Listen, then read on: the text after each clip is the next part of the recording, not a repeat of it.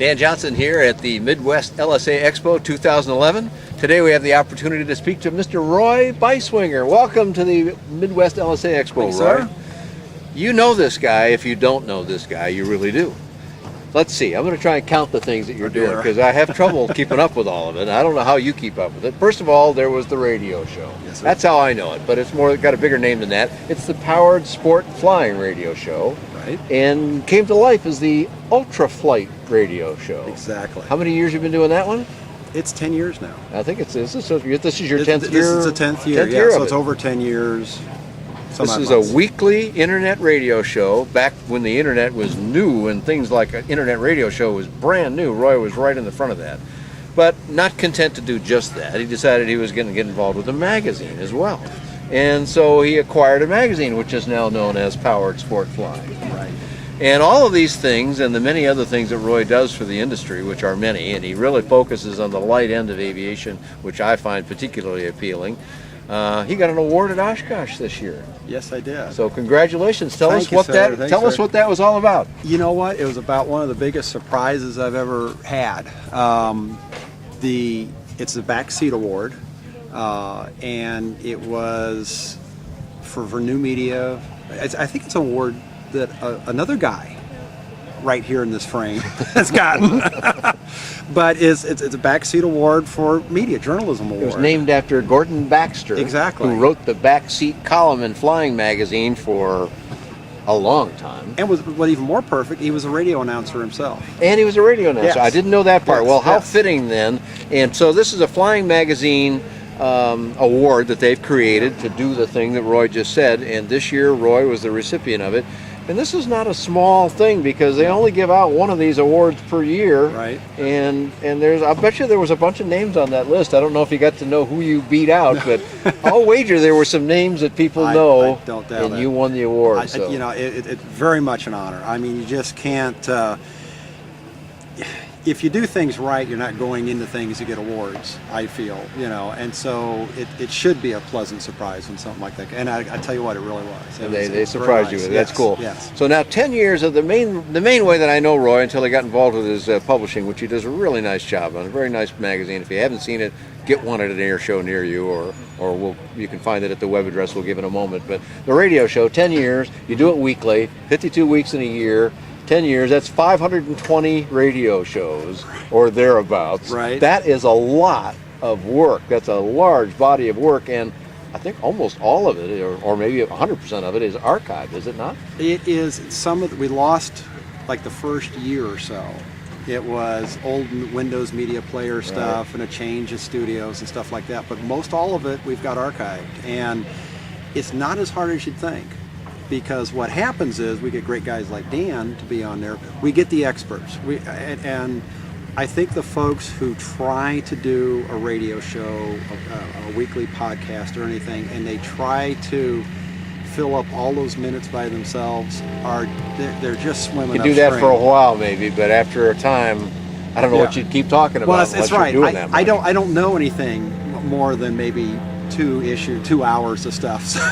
Well, let me do a little more math on it. Let's say it's about 500 shows, a little more than 500 shows, but there's usually 6 or so guests per show. Mm-hmm. So that's 3,000 people you've interviewed in all these years. Now, some of you've got some kind of repeat guys that give you sort of like a columnist sort of thing. Right. If it was a publication, you might call them a columnist.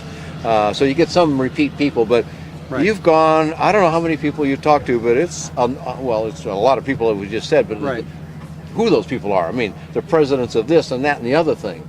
Yes. Who's some of the really interesting people that stand out in your mind after all those interviews? The one that stand out most recently when I was contacted by a U.S. Senator. And, with the whole You were contacted by him? Yes, by his, not by him, by his office. By his staff, whatever, by his staff. But when they're talking about the Pilot's Bill of Rights, and that was a great interview. That was just recently. That was just recently. Yeah. And, but it's so hard to pick out my favorites, because sometimes it's some guy that's just putting on a fly-in somewhere, and he's been plugging away at this thing, trying to make it work, and it gives them that chance to shine just like anybody else. And I think it more is about all the individuals. People who listen to the show in the studio, because the studio is me in an office, because I'm on a phone. I mean, it's an all virtual thing. You're not even where the studio is. I've never visited my studios, and I've been with several. I've been associated. But people who listen to just the show as I'm doing it get incredibly bored, because the point is to have somebody very, very interesting on and let them talk their thing, and let them, because what I'm trying to do, what I'm seeking out, what I want are the experts. I want the by Dan Johnson guy. And he's not Dan Johnson to me, he's by Dan Johnson. My name has been lost. That's right. That's okay. But you know, having you on talking about light sport aircraft is far more effective than having me talk about it. Because in essence, you get a change of voice too. I get a change of voice. Get some give and take, and you're a very good interviewer. You know how to stimulate the next question.